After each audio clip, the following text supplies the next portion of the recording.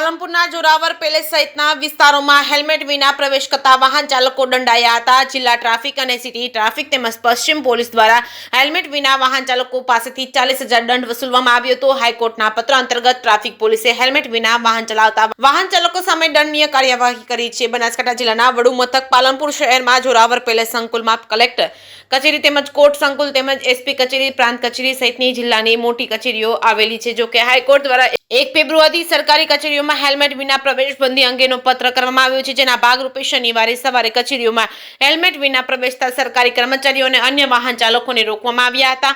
Helmet વિના પ્રવેશ કરતા હોય અને પોલીસ દ્વારા દંડનીય કાર્યવાહી કરવામાં આવી હતી। પાલનપુર હાઈવે અને અન્ય વિસ્તારમાં જિલ્લા ટ્રાફિક અને પાલનપુર પૂર્વ ટ્રાફિક પોલીસ તેમજ પશ્ચિમ ટ્રાફિક પોલીસ તેમજ પાલનપુર પશ્ચિમ પોલીસની ટીમ દ્વારા 80 જેટલા વાહન ચાલકોને દંડની પાવતી આપી હતી। 40,000નો દંડ વસૂલવામાં આવ્યો હતો। ટ્રાફિક પોલીસ દ્વારા વાહન ચાલકોને હેલ્મેટ પહેરી વાહન ચલાવવા માટે અપીલ કરી હતી, જ્યારે જોરાવર પેલેસ ખાતે city traffic PSI PS Chaudhary સહિતના પોલીસની ટીમ દ્વારા કાર્યવાહી હાથ ધરી હતી। જે કેસ ગુજરાતી સાથે ભરત ઠક્કર ડીસા।